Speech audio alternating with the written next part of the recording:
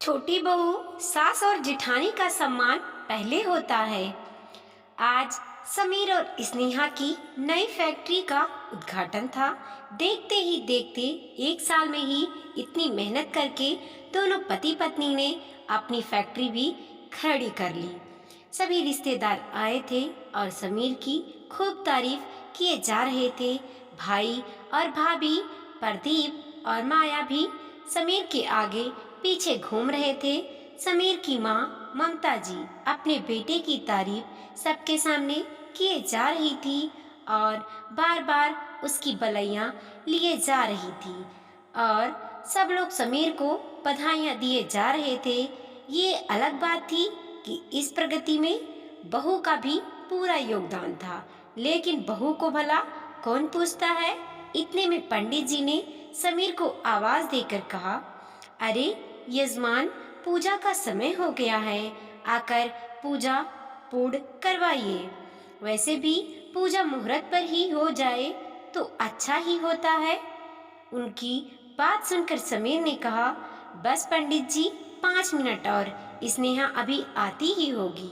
समीर की बात सुनकर ममता जी ने कहा, अरे बेटा, अगर स्नेहा को आने में देर है तो तेरे भैया भाभी पूजा में बैठ जाएंगे, पर पूजा तो मुहूर्त पर ही होनी चाहिए। पता नहीं स्नेहा कहाँ रह गई, कोई काम समय पर नहीं करती। ममता जी की बात सुनकर समीर मुस्कुराकर बोला, कोई बात नहीं माँ, कितनी ही देर क्यों ना हो जाए, पूजा में तो स्नेहा ही मेरे साथ बैठेगी। उसकी बात सुनकर ममता जी ने कुछ नहीं कहा और मुंह बनाकर रिश्तेदारों में जाकर बैठ गई और समीर यथावत स्नेहा का इंतजार करने लगा। इंतजार करते करते उसे वो दिन याद आ गया जब स्नेहा उसकी पत्नी बनकर उसकी जिंदगी में आई थी। समीर ज्यादा पढ़ा लिखा नहीं था, क्योंकि शुरू से ही पढ़ाई में कमजोर रहा था। इसीलिए स्कूल के बाद तो उसने पढ़ाई ही छोड़ दी और छोटी मोटी नौकरी करने लगा। जबकि समीर का भाई प्रदीप अच्छा खासा पढ़ा लिखा था और अच्छी नौकरी करता था। इस कारण से समीर की माँ ममता जी का भी रुझान अपने बड़े बेटे प्रदीप की तरफ ही था। जाहिर सी बात है, जिसके पति का घर में बोला बाला होता है, उसकी पत्नी का ही सम्मान सबसे ज्यादा होता है। यही हाल घर की बहुओं का था। माया घर में रानी की तरह रहती थी, जबकि स्नेहा घर में सबके लिए एक नौकरानी भर थी। स्नेहा दिन भर घर का काम करती थी, पर फिर भी उसके हिस्से में सिर्फ ताने आते थे। समीर जो भी कमाता था वो सब ममता जी के हाथ में लाकर रख देता था। स्नेहा को अगर कुछ चाहिए होता था तो ममता जी से मांगना पड़ता था, पर ममता जी से पहले तो माया ताना सुनाने लग जाती थी। यहाँ तक कि स्नेहा के खाने पीने में भी रोक टोक थी। माया और ममता जी स्नेहा की थाली पर नजर जरूर रखती थी कि वो अपनी थाली में क्या क्या लेकर बैठी है, और फिर उसे खाते देखकर जरूर बोलती थी, हाँ हाँ, मुफ्त का माल है, उड़ा लो। बेचारा जेठ तो कोल्हू का बैल बना बैठा है, इन्हें क्या फर्क पड़ता है। स्नेहा का हाथ खाना खाते खाते रुक जाता। ऐसा नहीं था कि समीर को दिखाई नहीं दे रहा था। एक दो बार ममता जी को उसने समझाने की कोशिश भी की थी, पर ममता जी ने उसे ही चुप करा दिया। पर उस दिन बात कुछ भी नहीं थी। एक आम के अचार की इतनी औकात नहीं होती जितनी उस दिन स्नेहा को दिखाई गई थी। दरअसल उस दिन रविवार था, घर में सभी सदस्य मौजूद थे। इस कारण ममता जी ने स्नेहा को मटर पनीर, दाल मखनी, फ्राइड राइस, गुलाब जामुन और पूरी बनाने को कहा था। माया तो वैसे भी कोई काम नहीं करती थी। स्नेहा ने अकेले ही रसोई में सारा खाना तैयार किया। खाना तैयार करके वो गर्मा गर्म पूरी तल रही थी और साथ ही सबको खाना परोसती जा रही थी।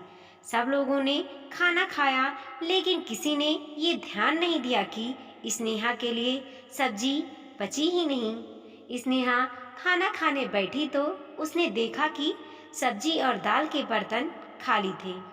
अब वो खाना कैसे खाती? तभी उसे याद आया कि माया भाभी के मायके से एक दिन पहले ही आम का अचार आया है। तो वो रसोई से अपने लिए थोड़ा सा आम का अचार निकाल कर ले आई और उसी के साथ पूरी खाने लगी।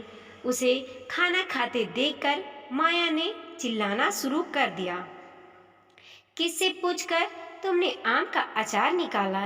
ये मेरे मायके वालों ने मेरे लिए भेजा है। इतने ही आम के अचार का शौक है तो अपने मायके वालों को बोलो। माया की बात सुनकर स्नेहा की आंखों में आंसू आ गए। भाभी, सब्जी खत्म हो गई थी, इसीलिए मैंने अचार निकाला। मैंने तो अभी तक खाना भी नहीं खाया, तो तेरे खाने की जिम्मेदारी हमारी है क्या?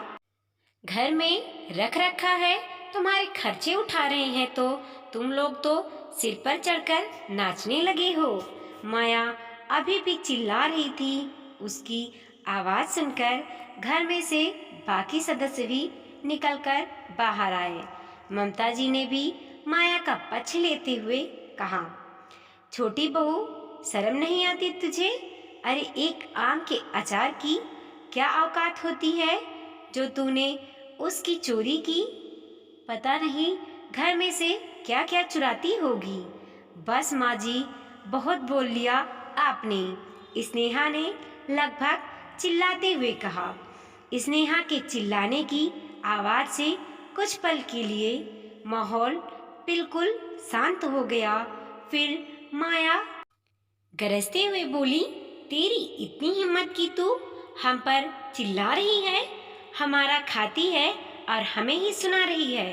कहते हुए माया थप्पड़ मारने के लिए स्नेहा की तरफ बढ़ी तो उसने उसका हाथ पकड़कर मोड़ दिया। हाथ इतनी जोर से मोड़ा कि माया की चीख निकल गई। यह देखकर ममता जी चिल्लाई, समीर, तेरी पत्नी को धक्का मारकर बाहर निकाल। अब यह इस घर में रहने लायक नहीं। ठीक है माँ, जैसी आपकी मर्जी। समीर का इतना कहते ही माया और ममता जी कुटिल मुस्कान के साथ मुस्कुराई।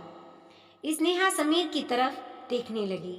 समीर अंदर कमरे में गया, अपना और स्नेहा का सामान पैक कर कुछ देर बाद बाहर आया और स्नेहा का हाथ पकड़ते हुए घर के बाहर निकलने लगा। इतने में ममता जी बोली, अरे तू कहाँ जा रहा है? बस माँ, और कितना बर्दाश्त करवाओगी? पता है इस घर में किसी को स्नेहा की रोटी बुरी नहीं लग रही है, बल्कि मैं कम कमा रहा हूँ वो बुरा लग रहा था। आज अगर मेरी कमाई भी अच्छी होती तो मेरी पत्नी को इतना कुछ सुनना नहीं पड़ता। सारा काम वो करती है, पर ताने भी उसी के हिस्से में आते हैं। इसीलिए अब आप भी चैन से रहो और हमें भी चैन से रहने दो।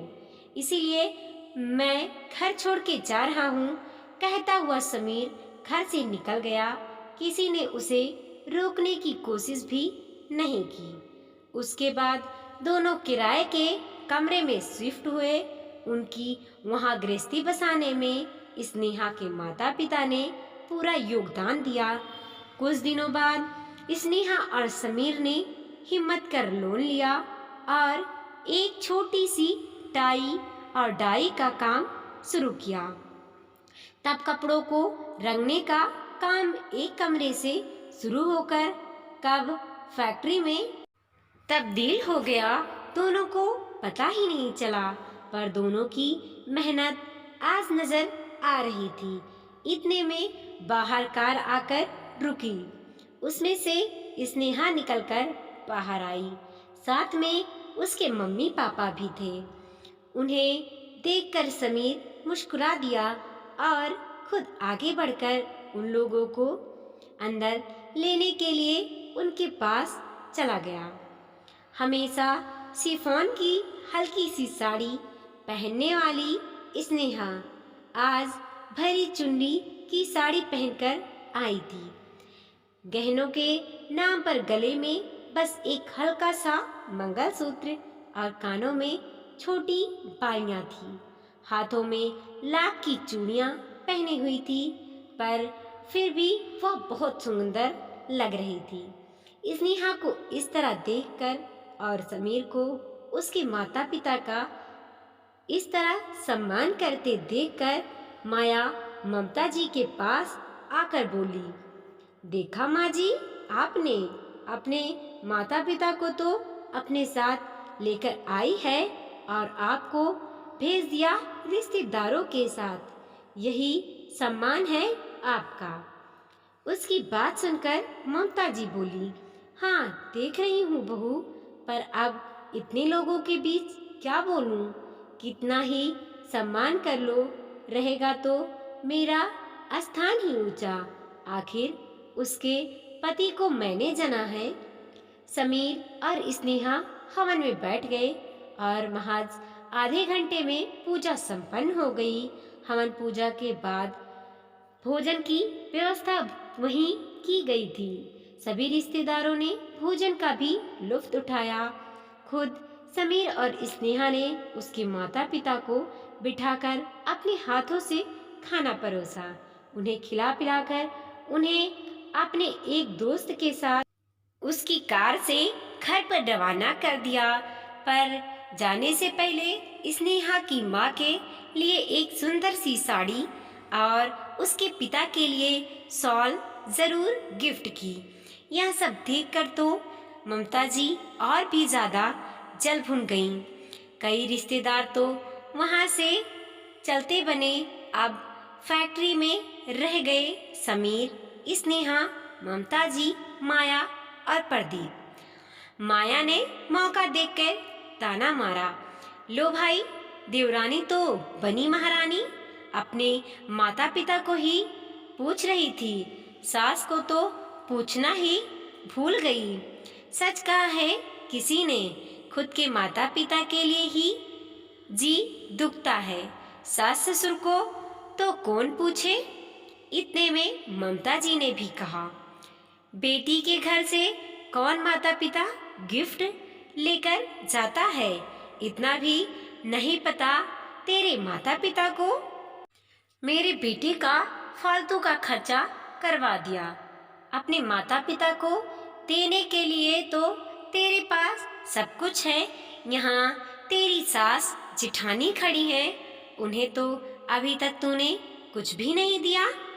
ये सुनकर स्नेहा मुस्कुराई और एक बैग लेकर आई। उसमें से एक साड़ी निकालकर ममता जी को दी और एक साड़ी निकालकर माया को पकड़ाते हुए बोली, ये रहा आप लोगों का गिफ्ट। साड़ी को उलट पुलट कर देखने के बाद माया बोली, बस एक साड़ी अपनी माँ के बराबर ही हमको दे रही हो? अरे हम तेरे ससुराल वाले हैं, हमारे लिए तो इससे ज्यादा बनता है। जी बिल्कुल, आपके लिए तो ज्यादा ही बनता है, मैं तो भूल ही गई थी, रुकिए जरा, कहकर स्नेहा अंदर गई और ऑफिस में से एक बड़ा सा बॉक्स निकालकर लेकर आई। यह आपके लिए जिठानी जी, ये आप रखिए। स्नेहा ने माया को बॉक्स पकड़ाया। वो काफी वजनदार था, उससे रहा नहीं गया तो उसने उसी समय उस बॉक्स को खोला। उसमें एक मर्तबान रखा हुआ था। उसे निकालकर देखा तो उसमें आम का अचार रखा था। माया और ममता जी हैरानी से स्नेहा और समीर की तरफ देख रहे थे। तब समीर ने कहा, माँ हैरानी से क्या देख रही हो? यह तो वही आम का अचार है ना, जिसने हमें हमारी औकात बताई थी। यह आपके लिए हमसे ज़्यादा कीमती था, इसीलिए इससे महंगा चीज़ तो और क्या हो सकती थी। आखिर इसी के लिए तो आपने स्नेहा को चोर साबित किया था, तो आपको यही लौटा रहे हैं, कहते हुए समीर ने हाथ जोड़ लिए। ममता जी कुछ न कह पाई और माया और प्रदीप के साथ अपना सा मुंह लेकर वहां से रवाना हो गईं। वीडियो पसंद आया हो तो लाइक कीजिए, कमेंट कीजिए और अपने दोस्तों के साथ ज़रूर शेयर कीजिए। चैनल पे नए हैं तो प्लीज़ सब्सक्राइब कीजिए और देखते रहिए मोटिवेशनल स्टोरी।